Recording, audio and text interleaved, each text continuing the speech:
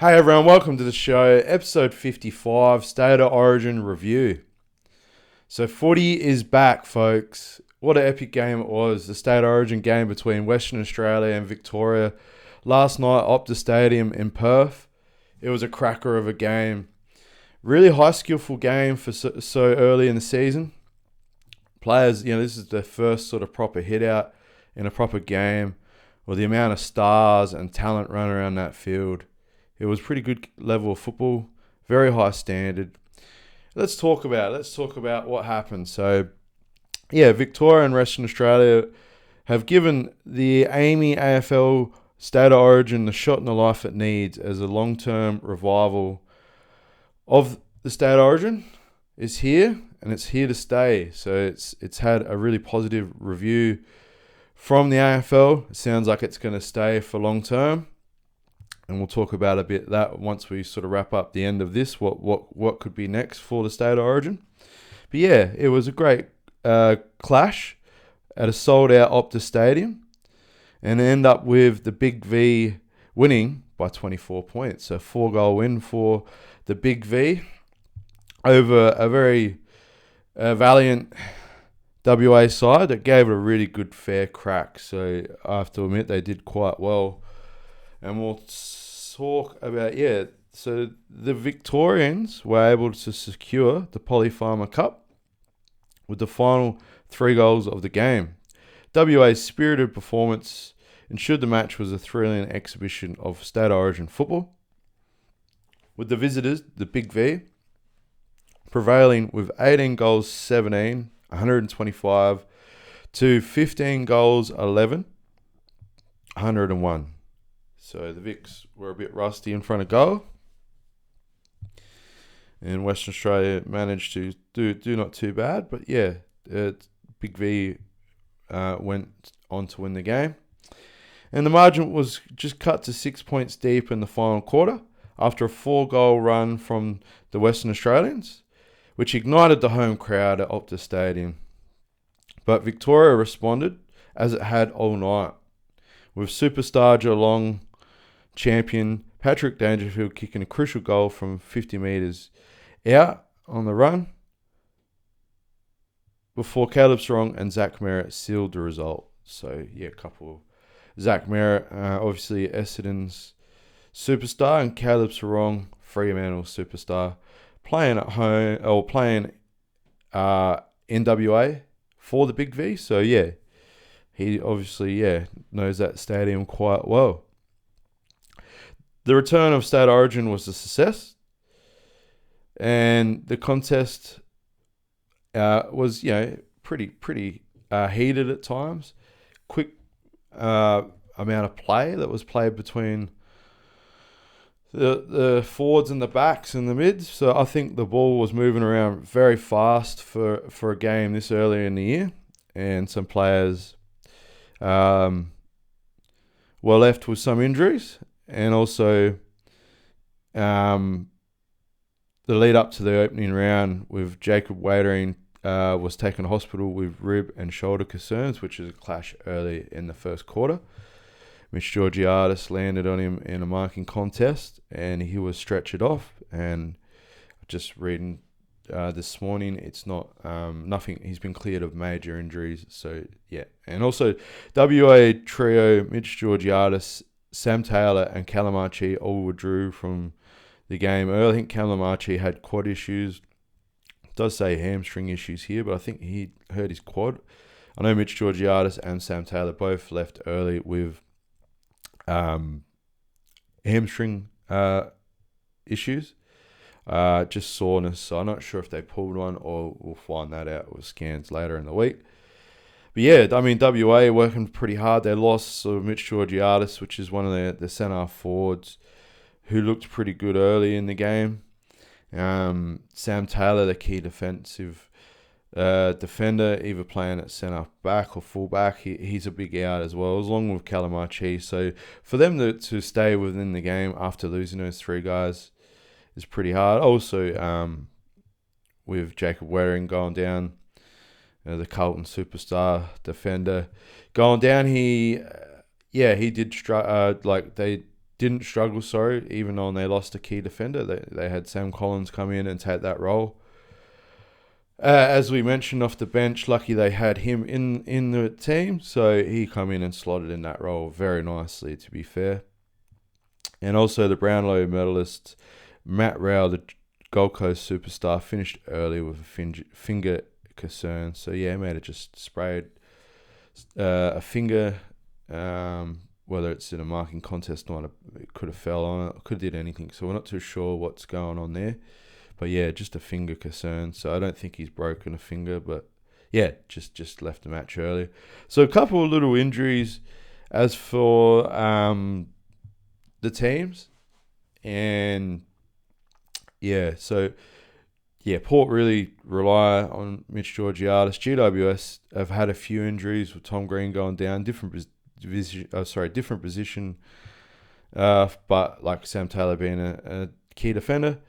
Also, Calamachi is at the Crows. This is his first year at the Crows, and they're going to need him. They really do. They've got a couple injuries as well. So, yeah, the last thing they need is a new recruit getting injured. But they are parts of the game, unfortunately, is injuries. And it was a really good standard of football. It was pretty hard footy. It's sometimes too that they weren't mucking around. They did. It was a pretty physical game. So when Matt Rao's hurting his finger, he's giving it a good crack because he's not a soft bloke.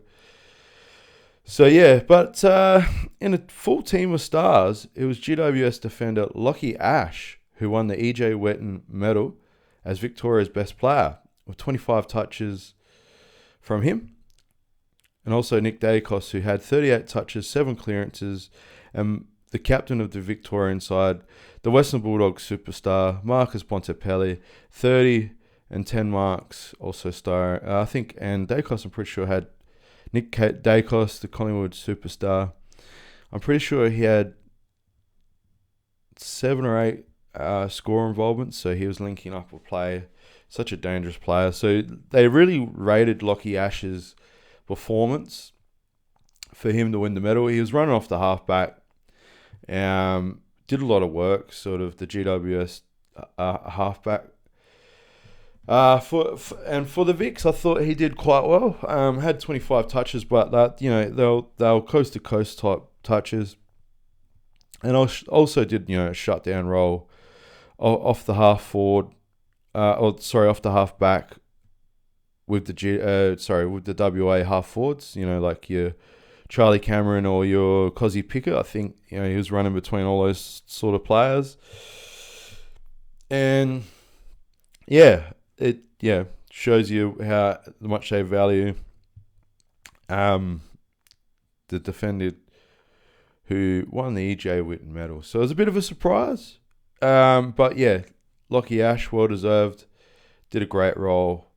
He beat Nick Dacos and Marcus Bontempelli. So yeah, after they've had both 30 plus touches. I mean, look at Bontempelli though; he had 30 touches and 10 marks across the field. So yeah, watch this space for these guys because they're going to rip this year apart. Is it Bontempelli's first Brownlow medal, folks? Has he been ripped off in the past, or what? Is he going to win it? Is this his year? But yeah, in a nod to Australian football and Victorian legend Ted Whitten, Bontempelli declared from the centre of the Optus Oval Stadium that the Big V had stuck it right up him in a memorable celebration of pure joy and excitement that football's back. Well done, Bontempelli. You are a true leader. It's good to see you win that medal. And a great reference to a club legend for him, Ted Whitten, and also a Victorian legend. So well done, mate. And key forward Jesse Hogan was awarded the Graham Moss medal as WA's best player after booting 5 goals and controlling the airways inside 50 for a superb performance for his state. As we mentioned, that was one of the matchups I thought that was going to be very hard for Victoria, especially with Waitering going down. To me, Jesse Hogan was the key to WA doing quite well. They kept in the game, and that was due to Jesse Hogan's 5 goals. So the full forward superstar for the GWS Giants and the Western Australian full forward. He is an absolute gun. Best hands in the league. And I'll tell you what, his kicking was sharp shooting. I don't know if he missed or not. I think he may have kicked 5 straight. But yeah, he was on fire. He just, yeah, that man, he's a good role model how you can change your career around. Very high draft pick. I think he was a number 1 pick at Melbourne. Can't quite remember off the top, but he was a very high draft pick. Didn't quite live up to expectations. Moved back home to Fremantle. Just didn't. Whatever happened, just didn't work at Fremantle. Same sort of thing. A lot of expectations coming home. Just couldn't do it. And basically was a lifeline given via GWS Giants, and he has turned his career around. He's a Coleman medalist, and credit to the GWS coaching staff, like Kingsley, ex-Port Adelaide man, everyone there, Hart, McCarthy, like all the people at GWS, they've got an amazing coaching staff. They turned this guy's career around. Not only that, he did it himself. So you should be proud of your effort, mate. You have turned your career around. I do like watching him. I do like watching the key forwards. He's like a big, tall lad who marks good. He's athletic. He kicks goals. Like, what else? What else is not to like about the bloke? So, and he's turned his whole career around. So, well deserved. He is one that I thought, if WA were going to get up, he would be one for that. So he still put his effort in, kicked 5 goals, kicked the bag. But yeah, we'll go with the key defender. Tom Barrass was also excellent for WA, while star midfielder, though, Tom Barrass is a key defender for Hawthorn as well, folks. So just adding these in, we need to add in the team so people know where they play for. And while the star midfielder Chad Warner, the Sydney superstar, and winger Bradley Hill, the St Kilda wingman, played a pivotal role in the team.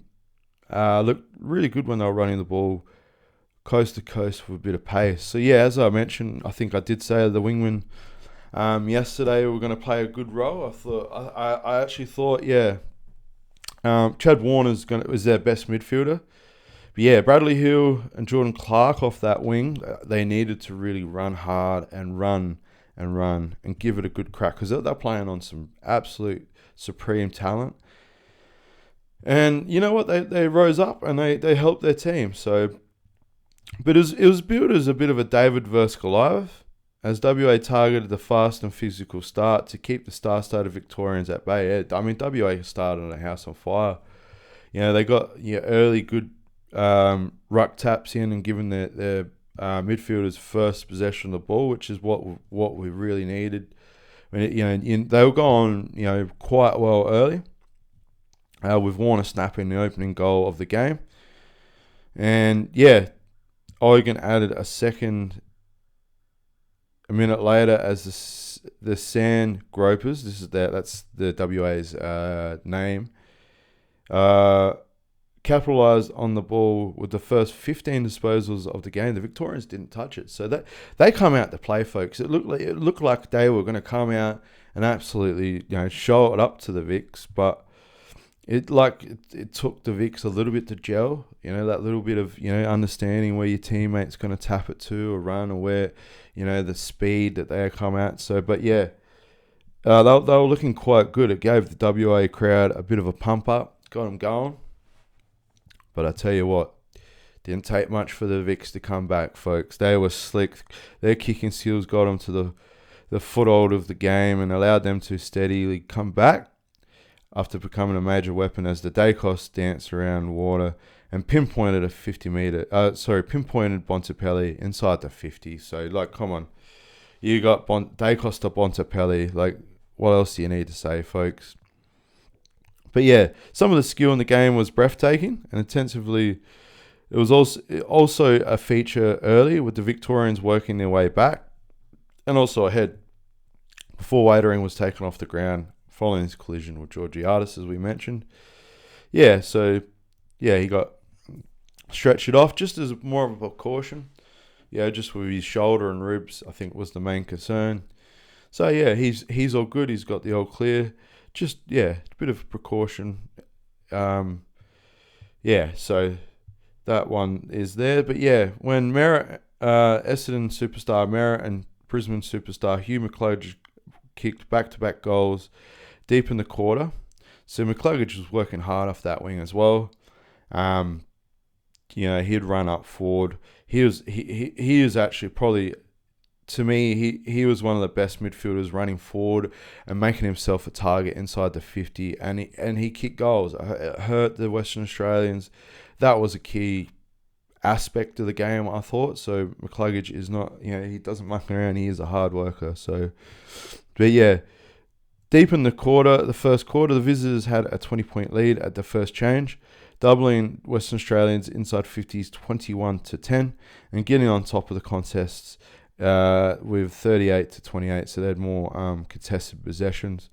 That was where it was going to be won a bit in the contested part of the field, especially in the midfield. So that was my main concern talking about yesterday in the review. Can they sort of nullify the Victorian midfield? So I mean, they tried 38-28 in the first term.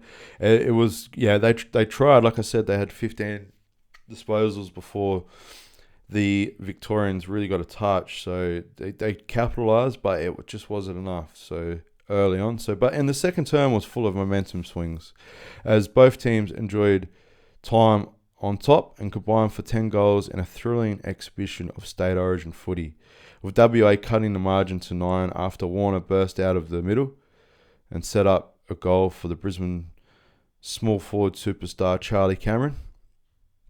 And they got the country road music playing, for those who don't know, when Brisbane play at home. Charlie Cameron kicks a goal for them. They have country road play, and you have the whole stadium just singing it, and it's it is a cool sight to see. One thing the AFL does do really good is catchy songs. Once a guy's kicked it, goes through, everyone gets around it, they sing it, so it's a great atmosphere. But yeah, the Victorians responded with the Geelong superstar champion Dangerfield providing a highlight when he attacked the contested ball inside 50 to set up Ben King, who finished with a team high 4 goals. So yeah, Ben King replaced Jeremy Cameron, so that's who replaced him. The Gold Coast key forward, so he finished with 4 goals. So he was actually underrated, and I thought out of him and Jesse Hogan were the best tall forwards of the game on the day. So yeah, he was one that he's going to have another breakout year this year. There's no doubt about that. He had a good year last year, but I feel like with Yul Hagen at Gold Coast, could it free him up even more? So watch out for him. But yeah, Brisbane superstar McCluggage snapped a classy goal on the eve of halftime, setting the margin to 21 points at the main break at halftime. The pace didn't let up in the second half, with WA again enjoying several strong periods, but lacking the final killer blow when it came close to when they needed it. The quality of the contest, however, all but ensured the concept will return. So yes, absolute great game of football. It was, Victoria, WA got going early, Victoria come back, put it over them for a bit. They had that 21-point buffer at half time, which ended up being about that score in the end. But yeah, as I mentioned, injury hit a few crucial players. We've sort of talked about that.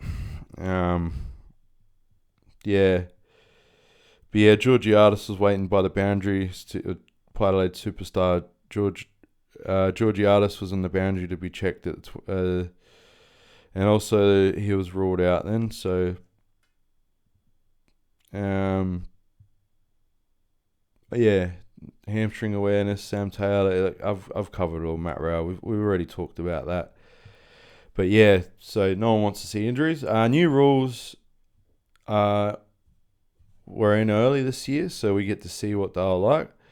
The rule tweaks for 2026 were unveiled in Perth, with the ball thrown up to start the game, which I just bounce the ball. I don't think, people. It's just a tradition of the game. But both Max Gawn and Darcy Cameron leaping for the tap. Can't just come in and charge across now. That's prevented the big man from crossing the line at ball ups. I don't mind that. That's a good rule. It should be jumping up. I do quite like that. But then there was a last disposal rule between the arcs, which saw WA's Bradley Hill, St Kilda superstar, win the first free kick for that shift with the 12-minute mark into the opening quarter. So, yeah, that was the first free kick paid, a last touch rule. There was a couple where I thought it was going to be a last touch, but for some reason they didn't pay it. I don't know if you guys noticed that.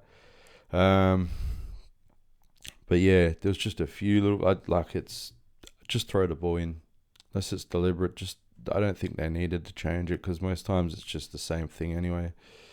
But you're just going to get less boundary throw-ins, which I think hurts the Ruckman's position in the game. And I've been open about that in the Centre Bounce podcast. It was a change that no one really was pushing for. No one really, the deliberate thing, it's a controversial one, but just something that just didn't need to change in my view.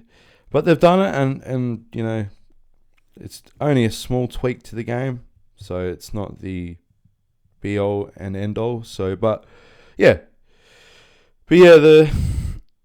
Both teams were a contributing factor to the lack of last disposal free kicks, because the stronger force because of the high skill level.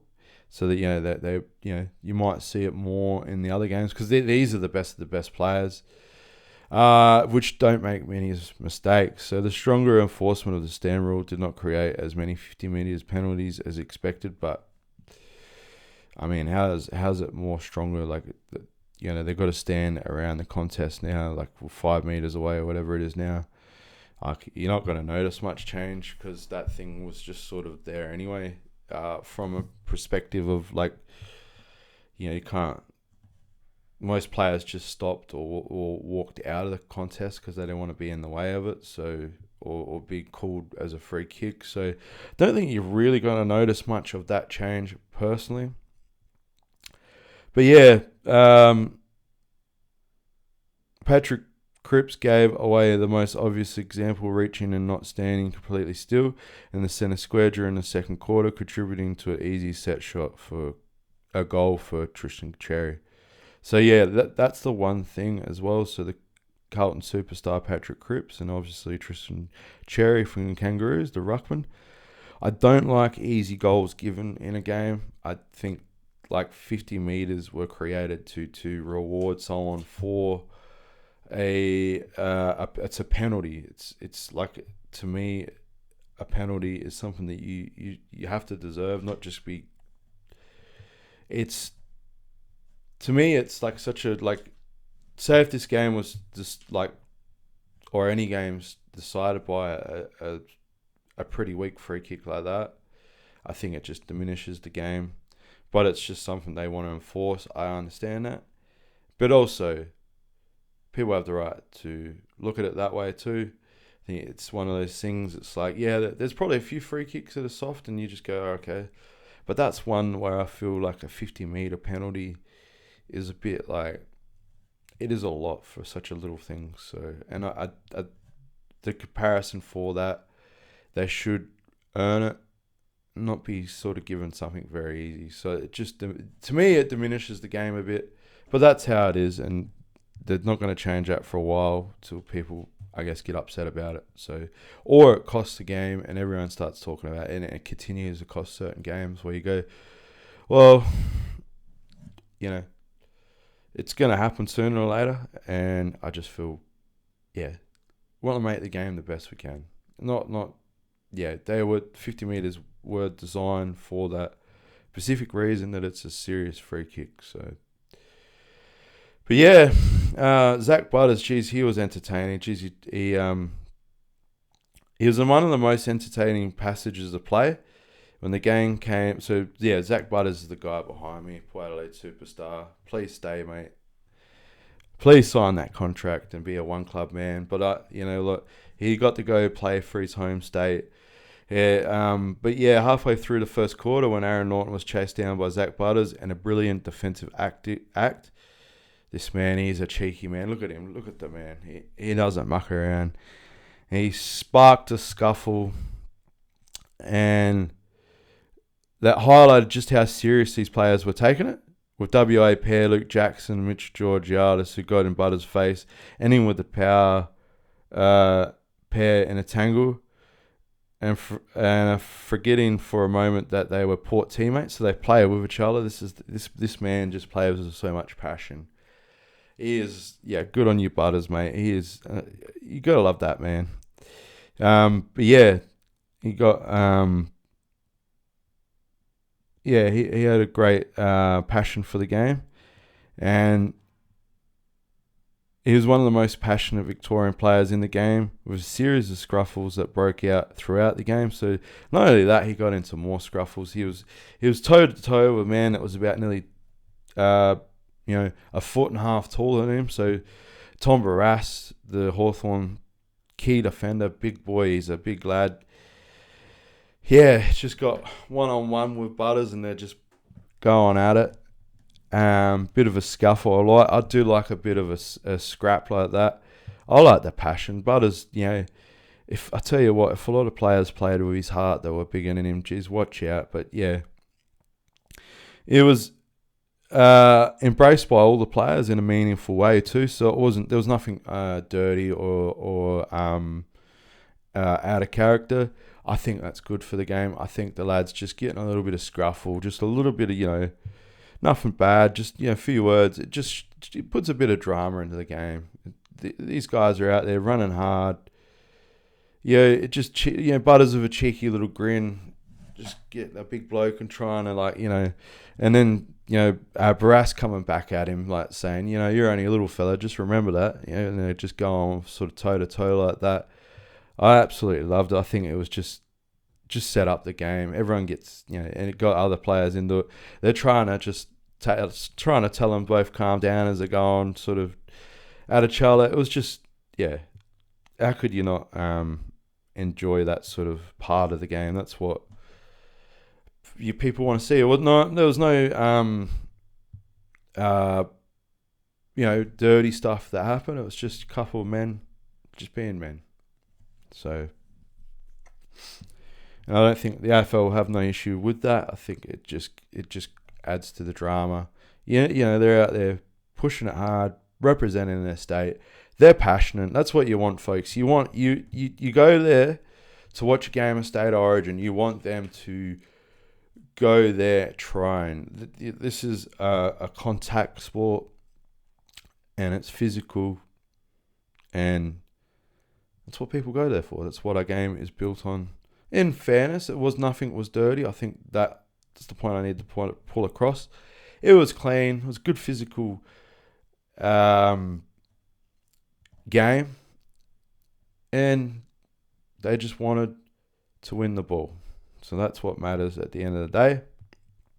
So we're going to talk, obviously, with the goals. 5 goals for Jesse Hogan for the Western Australians. The GWS superstar, Brisbane superstar, Charlie Cameron with 3 for the Western Australians. West Coast forward, Jake Waterman, 2 goals for the Western Australians. Jackson with 2, the Freo forward. Chad Warner, the Sydney superstar. St Kilda, Bradley Hill. Shah Bolton, the Fremantle superstar, all with 1 goal apiece. So that was Western Australia's goals. Victoria, Gold Coast key forward, King with 4. Essendon superstar Zach Merritt with 2. McCluggage, the Brisbane superstar with 2. Toby Green, the GWS superstar, 2 for the Vics. Dangerfield, we talked about him, 2 for him. Cherry, 1 single goal. Bailey Smith kicking 1. Geelong superstar, Freo superstar, Caleb Sarong with 1. Dacos chipping in with one. We know him. Zach Butters, we just talked about. 1 goal. Bontempelli a goal as well. So, obviously, yeah, we're always going to see Zach Butters kick a goal playing at that half forward. I mean, this is how good that midfield was. He was running in between there. The best off field. So the best for Western Australia. Jesse Hogan, Chad Warner, Tom Barras, Bradley Hill, Liam Baker, which is a West Coast player. He got in the best. And Bolton for Western Australia. Victoria. Dacos, Bontempelli, Sarong, King, Butters, Lockie Ash, and Tom Stewart. So, yeah, Tom Stewart, the Geelong superstar. We've mentioned injuries. The crowd, 58,141, almost 60,000 at Optus Stadium. And that is a bit of the wrap-up. That's the score, the stats. Just an insight to what happened during the game. My thoughts on the game? Yeah, high level of footy. They've just done a pre-season, so none of them, they've done match simulations for their clubs. Look, it normally is scrappy. Like, you'll see some pre-season games now, and they'll be a little bit scrappy because there are a lot of young lads and a lot of the older players just coming back into the fold of getting match ready. And obviously, with those games, they're going to be... You'll probably gas out a bit earlier, and the skills might not be as good as what you've seen last night. Just remember, last night's was the best of the best versing each other. The ball was zipping around that ground at a great speed. It was just a tremendous amount of skill. The ball didn't hit the ground that much. That's how good these guys were marking. Like, Bontempelli had 10 marks in the midfield. Like, they're just kicking coast to coast. WA are running hard. Both teams, were running really hard before. Yeah, WA's needed to nullify that midfield. They needed Bontempelli and Dacos to at least only have, under 30 touches or on the 30 mark. Bontempelli was about 30. They let Dacos probably get 8 more touches than they needed. And guess what? Most of them were in score involvements. So, yeah, that's what hurt the Western Australians. But they made up for it up forward. I knew the one spot they could get maybe a few goals was up forward. If they got the ball enough, they did get enough, but just couldn't nullify those 3 or 4 goals on Victoria's end of the scale. But they did well enough in their forward line to score, which was a credit to them. I thought that was important. The one other thing, their defensive lineup, they tried their best down in defense. I think the Western Australians had a full plate on their hands to try to stop that forward line. I think Sam Darcy didn't have the impact he normally has. He's only young though. He's like he's the youngest Victorian player, so he'll get a lot out of it. They put a lot of time into him as well. And yeah, they did have a few injuries. Obviously, Sam Taylor leaving, so they were key defender down, and they still gave it a good crack. If Taylor didn't go down, could have they got in the game and maybe only lost by a goal or 2? I think he could probably make an impact like that. I personally think he could easily be a 2 to 3 goal impact. But the matchup they found hard also was Dangerfield. Like I mentioned, Dangerfield, when he needed to stood up, he kicked goals. He kicked one from 50. It was a hard matchup. He didn't have like the full-on impact that he normally does, but just like any great superstar, when he's needed, he stood up, and he just was the matchup that was hard. I thought a lot of their matchups they got good, but yeah, Dangerfield was the one that I had a worry about, and he chipped in with 2 goals when he needed to. I think that's the most important part of the game as well. Jesse Hogan, as I mentioned, up forward for Western Australia. I knew he was going to be dominant. Kicked 5 in the end. And just, he kicked the most goals and probably was Western Australia's best player alongside him and Chad Warner.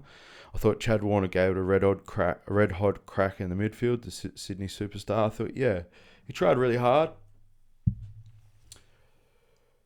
I think Charlie Cameron did good. He was in and out of the game a bit, but that's how he sort of plays. He kicked enough goals. He tried hard to lock the ball inside that 50. Cozzy Pickett was okay. He had impact on the game, but tried to lock it in. They needed those half forwards to really lock it in and not let Victoria get that run through the midfield. So, they tried. Liam Baker, I thought, played pretty good off the half back. I was pretty happy with that. The wingmans for WA were working hard.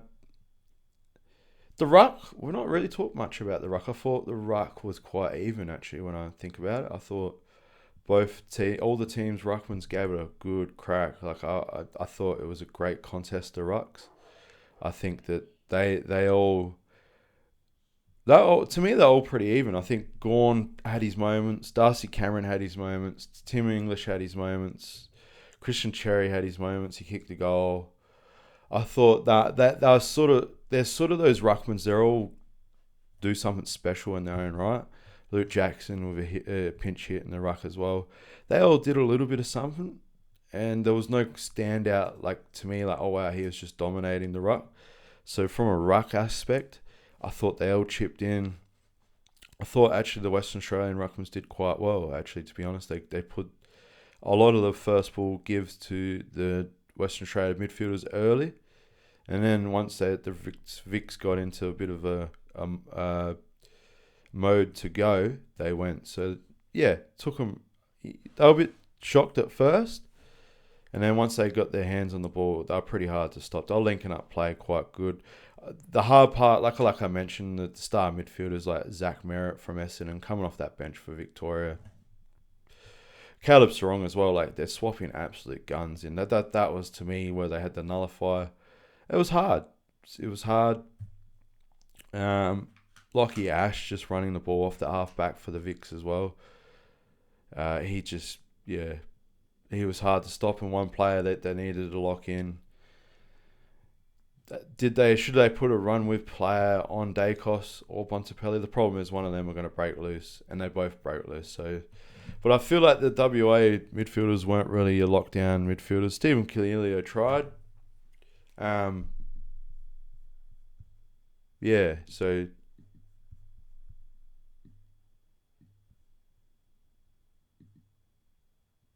think he tried. Sorry, folks.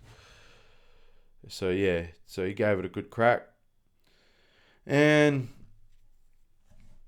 what more can you ask for a contest of football? Absolute amazing game. Just trying to think of anything I could add in on the review. It is a pretty good review of things. And we're just going to think off the top of my head anything I can add. Just to add it in. I think that's pretty good. I think the coaching was good. Both Scott and Mitchell coached very well. And then Dean Cox did his role for the Western Australians. There's really not much I can add to that. They gave it a good crack. And I think the game's here to stay. I think they did great on. I think Western Australia tried their heart out. And Victoria, they just have a better team. There's no doubt about that. As I mentioned, it's where they're going to gel. Took them a bit to gel, but the Western Australians gave it a crack, and you should all be proud of each one of your states. They represented the game really well, and they showcased to the country that state of origin football is back. And I think next year, touch wood, hopefully, we get South Australia versus Victoria. So that, to me, is going to be a special game. Me being South Australian is important. It's my home state. I get to see the best players represent the state that they're from. Here in South Australia, we want to verse the Big Vics with the Big V. We want to sort of stick it up them too. We want to give them a crack, and we want to do it with honour. So it's been a tradition. Victoria is our biggest rival when it comes to football, along with WA. But Victoria, we have that special rival And I think it's time next year we bring it back, whether it's here in my hometown or if it's at the Big Smoke in the MCG. I'd love it at the MCG. Just put it there. Give it 100,000 people. Start off next year, 2027, with a red hot bang. All right. So put them there. Have the Crow Eaters, the red, blue, and yellow South Australian state players. Let them go in there, represent the state, and we want to take on the Big V. So that's what I think will happen next. Whether it's here or at the MCG, we'll see. And that is the State Origin review. And I think that's good. I think we've added it all. We talked about the players, the stats, what's coming next. And we're about to start the season. We're a little bit over, less than a month away now. The first week of March, the footy's back, the real proper AFL season. We're going to get the trial matches coming up, the pre-season matches, and then we're into the real stuff. So stay tuned, folks. We're going to just talk about the pre-season chats coming up. We're going to talk about what the other clubs, all the clubs are doing. We're going to add it all in and then go from there. So, yeah, check them out. We'll get them done before the start of the real season so you can all check what your teams are doing. And then we'll talk about each game as the season goes through. So, like and subscribe. Thanks, everyone. Footy's back. What an exciting time. So, get around it. Support it. If you're from overseas, just, find any way you can watch this wonderful sport. You'll love it. And for everyone here in Australia, what a exciting time of year. Get around your team. Support them. It's always good. So enjoy. Thank you. Like and subscribe, folks.